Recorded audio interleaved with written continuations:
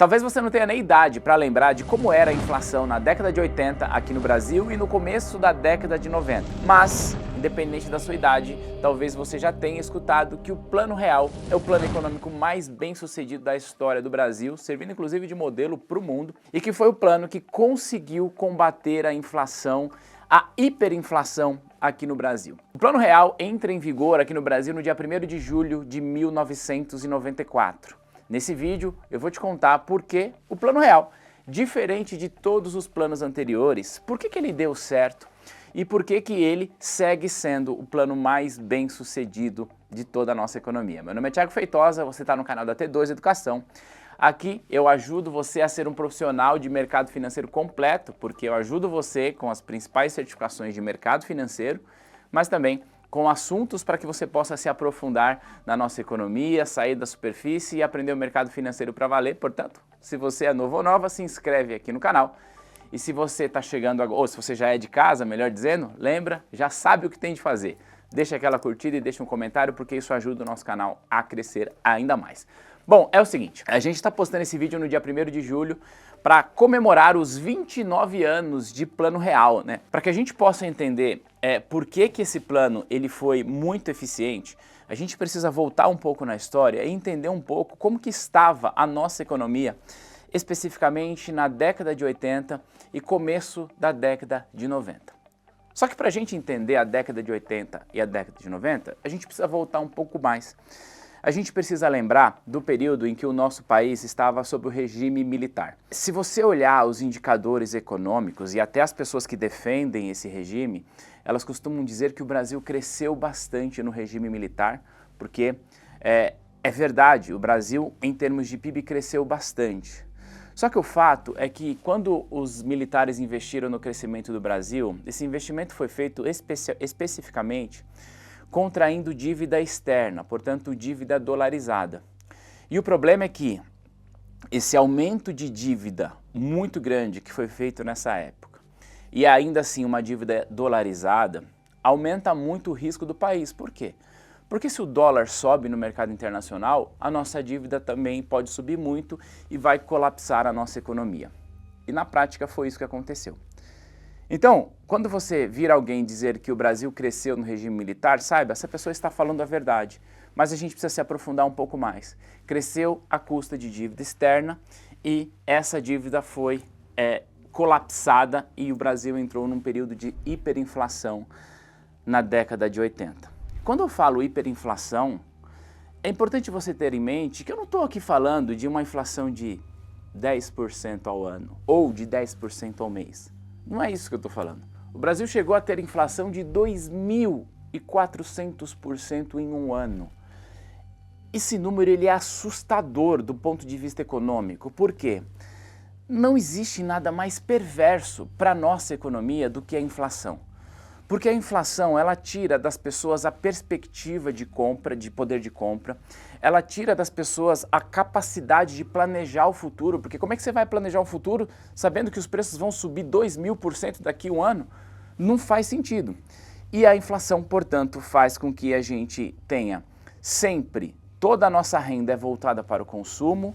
Se a nossa renda é voltada para o consumo, a gente não faz poupança. Se a gente não faz poupança, a gente não consegue planejar o futuro e o nosso país, inclusive, não consegue contrair dívida interna, só dívida externa, e aí se expõe a esse risco do dólar. Então, o que eu quero que você entenda nesse momento, que o nível de inflação que a gente vivia era um nível que, por mais que a gente tente retratar em números, é muito difícil você entender se você não passou por isso. É só você pensar o seguinte, imagina que você recebeu o seu salário no dia de hoje e amanhã, se você deixasse para ir ao supermercado amanhã, você não conseguiria comprar a mesma coisa que você compra hoje. Esse era o nível. Aliás, eu não vou dizer amanhã. Se você recebesse o salário pela manhã e deixasse para ir para o mercado à noite, os preços já estavam muito mais caros do que estavam de manhã. A remarcação de preço, ela acontecia todos os dias. E aí, a gente precisa entender que a inflação, sim, ela é um fenômeno econômico, mas ela é também um fenômeno psicológico. Deixa eu te explicar o que é esse fenômeno psicológico. O empresário, ele sabe que os custos dos seus produtos e serviços vão aumentar. Por que ele sabe que vão aumentar? Ele já aumenta hoje o seu produto e serviço para que ele possa vender. E assim, aquele efeito inflacionário torna-se uma profecia autorrealizável. Eu sou empresário, eu sei que os custos dos produtos que eu vendo vão aumentar, então eu já aumento o preço ao consumidor hoje para fazer frente a esse aumento. E aí o que acontece? Porque os preços aumentam, os trabalhadores, e de uma maneira legítima, claro, começam a demandar aumento de salário. E se os trabalhadores começam a demandar aumento de salário, as empresas precisam aumentar o salário. Como eu sei que eu preciso aumentar o salário, eu aumento os custos. E aí a gente entra num ciclo que é um ciclo perverso. Porque a gente entra num ciclo de hiperinflação, que é a inflação absolutamente descontrolada. Os trabalhadores, ao receber os seus salários, sabem que os preços das coisas vão aumentar. Portanto, eles precisam consumir o máximo que eles podem, o mais rápido possível. Portanto, a gente não tem nada de poupança, e porque a gente não tem poupança, o país só aumenta a sua dívida externa. Este ciclo é capaz de acabar e colapsar qualquer economia. Então, basicamente, era isso que a gente vivia até ali, o comecinho da década de 90, mais precisamente ali em 1994. O fato é que o Brasil tentou vencer a inflação antes do Plano Real com muitos planos. Eu vou até ler aqui, porque a gente teve 5 planos econômicos de 1986 a 1991. Todos os planos fracassados. O Plano Cruzado em 86, o Plano Bresser em 87, o Plano Verão em 89, o Plano Collor em 90, que foi a maior tragédia da nossa economia. Plano Collor 2, 1991. O Plano Collor, ele foi literalmente responsável pelo suicídio de muitos brasileiros. Nesses planos, tinha até a ideia bizarra de controle de preços. Você talvez já tenha ouvido falar, o presidente Sarney, ele vinha a público, na rede nacional de televisão, para convocar os trabalhadores para que eles fossem os fiscais do Sarney, porque ele proibiu o aumento de preços, ele congelou os preços. Congelamento total de preços, tarifas e serviços. O fato é que congelamento de preços nunca funcionou e nunca vai funcionar. E o congelamento de preços, apesar de parecer uma ideia razoável, né, porque os preços não vão aumentar, ele é um tiro que sai pela culatra porque as pessoas deixam de ter acesso aos produtos e serviços. Deixa eu abrir esse parênteses, só para que você possa entender porque o congelamento de preço não faz o menor sentido, tá? Imagina que você é um comerciante e que você vende um produto por R$30, tá? E que esse produto custa para você R$20. Então, claro, para você faz sentido continuar vendendo a R$30, porque você vai pagar os seus custos e ainda vai ter lucro, certo? Agora assuma que o custo desse produto subiu para R$40.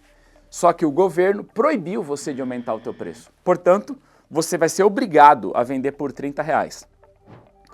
Só que se isso te custa 40, você vai vender por 30 algo que custa para você 40? Não, né? Nem você e nem um outro empresário vai fazer isso.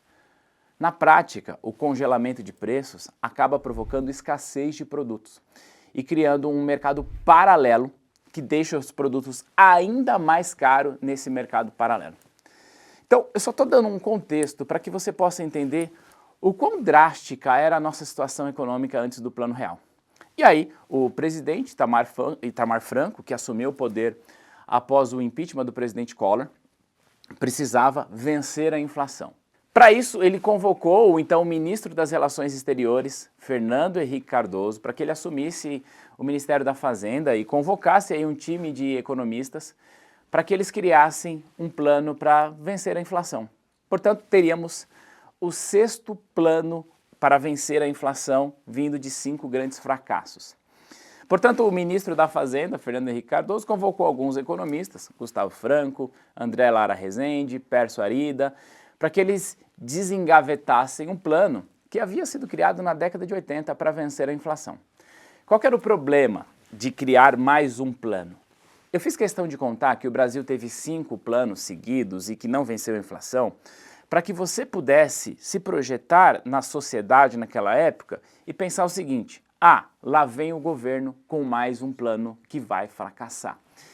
Então, olha só, como eu disse, a inflação, ela é obviamente um efeito econômico, mas ela é também um efeito psicológico, porque a inflação ela acaba se tornando uma profecia autorrealizável. Portanto, não havia nada que o governo fizesse que, se a sociedade não confiasse naquele plano, daria certo. Então, o primeiro ponto que o primeiro grande desafio que o governo tinha era fazer com que a sociedade entendesse que não era só mais um plano para vencer a inflação, que dessa vez daria certo. Porque o fato é que se a sociedade não acreditasse nisso, não ia adiantar nada, porque a desconfiança econômica vai gerar esse efeito de querer se proteger contra a inflação e caímos no mesmo ciclo. E o que o governo precisou fazer para que ele despertasse, portanto, a confiança da sociedade e dissesse o seguinte: olha, dessa vez vai ser diferente. Uma das coisas que foi crucial para que a nossa inflação fosse vencida é não fazer a transação direta entre o cruzeiro real, que era a moeda fracassada que tínhamos ali no começo da década de 90, para o real, que seria, portanto, a nova moeda. O governo criou uma moeda virtual nesse caminho, chamada URV, que é a Unidade Real de Valor. A URV, ela tinha a função de indexar os preços dos produtos e serviços em basicamente duas moedas. É mais ou menos assim: os produtos e serviços continuavam sendo cotados no mercado a cruzeiro real e eles estavam sim sujeitos à inflação, portanto mudavam todos os dias. Só que os produtos e serviços também eram cotados nos supermercados através da URV. Então, o trabalhador, nossa sociedade, nós íamos ao supermercado, enfim, consumir as nossas coisas, e nós víamos os preços dos produtos com duas moedas. A moeda cruzeiro real, que ninguém confiava mais, e a URV, que é a Unidade Real de Valor. E todos os dias, os preços dos produtos, os salários, eram reajustados em cruzeiro real, mas em URV eles permaneciam estáveis. Então, isso trouxe para a nossa sociedade uma sensação de, opa, parece que agora a coisa é diferente. Porque a gente via que os preços mudavam naquela moeda fracassada e na outra não mudava. Para que você possa entender de um jeito simples o que era o RV, é só você pensar o seguinte: imagina que você vá ao supermercado hoje, todos os dias, e você vê o preço do pacote de arroz cotado em real, sei lá, R$30, mas também cotado em dólar. E o preço em dólar não muda, o que muda é só em real. E você começa, daqui a pouco a gente vai estar usando esse dólar aqui. Era mais ou menos isso que acontecia. E o que acontecia é que a URV, ela era cotada também em cruzeiro, portanto, o preço do produto em URV não mudava, mas a cotação da URV em relação ao cruzeiro mudava. Assim como a cotação do dólar muda em relação ao real, tá? Isso já trouxe para a nossa sociedade uma sensação de confiança maior nesse plano. Essa é a primeira etapa. Só que, para além disso, o governo trouxe outras medidas que foram importantes. Primeiro, um ajuste fiscal. Isso é a coisa mais importante de todo o Plano Real. É o governo ajustar as suas contas, porque no passado, tudo que o governo fazia para vencer a inflação consistia em gastar mais, imprimir mais dinheiro e, consequentemente, gerar mais inflação. O Plano Real trouxe um ajuste fiscal importante, ou seja, um ajuste de contas do governo, que inclusive dentro desse plano previa a abertura econômica do país, previa a privatização de algumas empresas que, embora seja criticado por algumas pessoas, e até entendo quem as critica, mas dado o contexto que vivíamos era absolutamente necessário para que o governo tivesse caixa para vencer, para acabar com essa sangria. E um outro ponto que o governo fez, o Banco Central teve mais autonomia para suas políticas monetárias e, a partir deste ponto, nós trabalhávamos aqui no Brasil com uma banda cambial fixa, ou seja, o preço do dólar em relação ao URV e depois ao real era um preço controlado pelo Banco Central. E aí vem o grande dia. Dia 1º de julho de 1994 é quando a gente tem a conversão da URV para o real e aí a gente deixa de usar cruzeiro, deixa de usar o URV e passa a usar apenas real.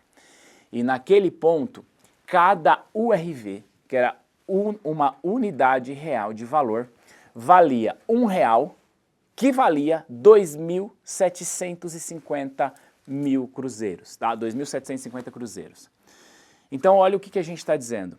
Nós convertemos 2.750 cruzeiros para R$1. Portanto, com R$1 você conseguia consumir muita coisa. E isso trouxe naquele momento para a nossa sociedade um poder de compra muito grande e mais do que isso, além do poder de compra, um comportamento que a nossa sociedade carregava de hiperinflação, de correr para consumir. Então naquele primeiro ano, a gente consumiu muito na nossa economia. Por quê? Ora, eu não tenho mais aquela inflação porque aquela moeda fracassada foi embora. O governo trouxe responsabilidade fiscal que traz mais confiança para os participantes. E a nossa moeda está equiparada ao dólar? Bom, perfeito, vamos consumir. E isso aqueceu a nossa economia ao ponto de que, em 1994, a inflação terminou o ano em somente, calma lá, somente 916% ao ano. Isso porque o Plano Real começou em julho. Mas olha só o grande efeito. Em 1995, portanto, o primeiro ano completo de Plano Real, a nossa inflação saiu de 916% ao ano e fechou o ano em 22%. Era uma realidade que aquela geração que consumia, eu ainda era muito jovem, mas a geração dos meus pais não estava acostumado com isso. Você sai de uma inflação de 900% ao ano para uma de 22%, foi exatamente isso que o Plano Real fez já no seu primeiro ano. Então, em resumo, por que tudo isso deu certo logo de cara? Primeiro, reitero, porque com a unidade real de valor, o governo conseguiu despertar a confiança da sociedade, porque antes da mudança nós começávamos a ver uma estabilidade de preços vinda nessa nova cotação. Esse é o primeiro ponto. O segundo ponto é que o governo, através do Banco Central, manteve uma banda de dólar muito pareada com o real, ao ponto de que lá no comecinho, cada R$1 valia 85 centavos de dólar. Ou seja, o real era mais forte do que o dólar. E o Banco Central segurou essa cotação de dólar por 4 anos, eu vou chegar lá daqui a pouco, tá bom? E além disso, o terceiro ponto que a gente pode considerar para que o sucesso do real tenha acontecido é a responsabilidade fiscal trazida pelo governo, que previa medidas impopulares, é verdade, gastar menos, vender empresas, mas que traziam um equilíbrio fiscal necessário para a nossa sociedade. Por isso que eu sempre falo, quando a gente vai analisar fatores econômicos, é bom a gente ver contexto. Reitero, eu falei nesse vídeo que há quem critique as privatizações feitas lá pelo governo FHC, e eu até entendo as críticas, mas no momento que a gente vivia, a gente precisava equilibrar as nossas contas para que a gente vencesse a inflação. Isso é um ponto importante e eu não estou aqui julgando o mérito, tá? Se a privatização foi feita certo, errado, mas este é o ponto. Então, esses são os 3 principais pontos para que o real tivesse sucesso se a gente comparasse com os planos anteriores. Só que uma das coisas que eu disse nesse vídeo é que o Banco Central controlava o preço do dólar e nós tínhamos uma banda fixa, uma banda cambial fixa. O fato é que não dá para você sustentar uma economia por muito tempo tendo uma banda cambial fixo, porque o Banco Central precisa de toda forma entrar no mercado para comprar todo o dólar excedente ou para vender o dólar quando há necessidade. Então, quando foi em 1998, 4 anos depois, o Plano Real passa pela sua primeira prova de fogo. Foi quando o Banco Central resolveu soltar as bandas cambiais. Essa soltura do nosso câmbio, que ficou conhecida como maxi desvalorização, que foi acertada em 1998, fez com que o dólar saísse de 1,21 aproximadamente, ou seja, para cada dólar nós tínhamos R$1,21 e foi para 2,13 em menos de um mês. Foi uma alta de quase 77% dessas moedas. E essa foi a primeira prova de fogo do Plano Real. E ele sobreviveu a essa prova de fogo porque neste ano, no ano de 1999, foi quando o governo criou o que ficou conhecido como o tripé macroeconômico, que essa foi a base de sustentação econômica da nossa economia durante todo o governo FHC, durante todo o governo Lula 1, Lula 2 e durante todo o governo da Dilma 1. Foi só no Dilma 2 que ela tentou mudar e as coisas não deram muito certas, mas o fato é, o que significa esse tripé macroeconômico que, reitero, foi seguido por FHC, Fernando Henrique e Dilma por um período? O tripé macroeconômico significa que o Brasil, a partir daquele momento, teria um tripé que estaria pautado a nossa economia. Primeiro, sistemas de metas de inflação, que é a meta lá do IPCA, que é estabelecida pelo Conselho Monetário Nacional e que o Banco Central, portanto, tem a obrigação de cumprir através das políticas monetárias. Segundo, meta de superávit fiscal. Em outras palavras, olha, o governo pretende arrecadar mais do que ele gasta. E a terceira é câmbio flutuante. Então, através desse tripé macroeconômico que entra em vigência de 1999, reitero, até ali o segundo mandato da presidente Dilma, que o real conseguiu trazer a sua estabilidade, saindo aí de períodos inflacionários de 22%, ainda no começo do Plano Real, para fecharmos em alguns anos inflação com 6%, com 5% aqui no Brasil, o que é um dado que o brasileiro de fato não está acostumado. Em resumo, o que fez com que o Plano Real vencesse toda a tragédia hiperinflacionária está relacionado com o que eu já falei, confiança da nossa sociedade na nossa moeda através da URV, ajuste fiscal e câmbio fixo. Só que o câmbio fixo não ia se sustentar por muito tempo, vem 98, o governo começa a cogitar a ideia de soltar o câmbio, isso foi feito no final de 98 para o começo de 99, com essa maxi desvalorização do real, mas com a implementação do tripé macroeconômico. Então essa é a base de sustentação do Plano Real. Espero que você tenha aprendido por que o real, diferente das outras moedas, deu certo e que é um exemplo a ser seguido por países emergentes que passam aí por crises econômicas. E eu trouxe aqui algumas curiosidades para que você possa entender melhor essa história do Plano Real. Olha só, você sabia que a ideia de compra do mês surgiu antes do Plano Real? Sabe essa ideia que a gente tem de fazer a compra do mês? A gente fazia isso por causa da inflação. Hoje, muitos brasileiros ainda fazem isso porque a gente tem isso na nossa cultura, mas se a gente parar para pensar, não tem mais a necessidade da gente receber o salário e fazer a compra do mês, né? Porque os preços oscilam pouco se comparado com o que oscilava no passado. Olha só, antes do Plano Real, o Brasil teve outras 8 moedas. Réis, cruzeiro, cruzeiro novo, cruzeiro novamente, cruzado, cruzado novo, o cruzeiro pela terceira vez e o cruzeiro real. Além disso, o frango e o pão francês se tornou símbolo do Plano Real.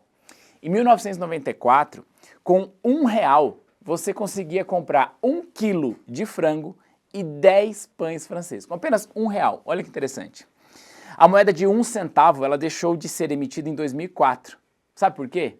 Porque o custo de emissão era muito alto, então custava muito mais do que 1 centavo e tinha baixa circulação. Já a cédula de R$1, aquela notinha verde, ela deixou de ser fabricada em 2005 e passou a ser substituída por moeda. Quando o Plano Real foi criado, o dólar estava absolutamente controlado, como eu falei, foi exatamente por isso que nessa época nós tivemos aqui no Brasil um boom de lojas de R$1, de R$1,99. Você lembra disso? Aquelas lojas que você entrava com R$1, R$1,99 e comprava tudo que tinha lá dentro? Pois é, graças a essa estabilidade do Plano Real.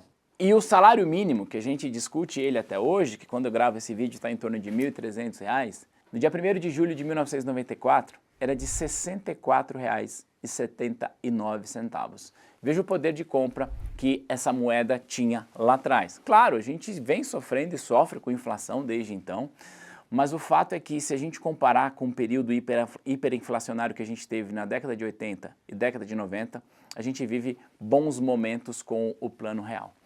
E uma outra coisa que talvez você não saiba é que hoje a gente fala-se muito sobre a ascensão da classe média. Pois é, a classe média no Brasil ela só existe desde o Plano Real. Porque antes do Plano Real, a nossa sociedade era simplesmente dividida em quem tinha dinheiro e poderia usar o banco para fazer operações chamadas de overnight, se proteger da inflação, e o resto da população. Essa é a grande verdade. Conta aqui para mim nos comentários se você aprendeu sobre o Plano Real, se faz sentido, qual que é a sua percepção a respeito desse vídeo. E eu espero que a nossa moeda se fortaleça e que a gente venha aqui fazer vídeo de 30, de 50, de 80 anos, de 100 anos do Plano Real, com uma moeda que consegue minimamente trazer estabilidade para a nossa economia. Eu vou deixar aqui na descrição alguns links de alguns documentários sobre o Plano Real, que está aqui mesmo no YouTube, tá? Você pode assistir gratuitamente, é só clicar e assistir, você vai poder se aprofundar nessa história tão interessante. E também deixo como sugestão um filme chamado Real, o plano por trás da história. Muito legal para que você possa entender tudo o que aconteceu na implementação do Plano Real. Se esse vídeo fez sentido, compartilha com mais pessoas para que mais pessoas possam conhecer o canal da T2 e, claro, aprender a história do Plano Real. E a gente vai se ver no próximo material. Um grande abraço. Tchau.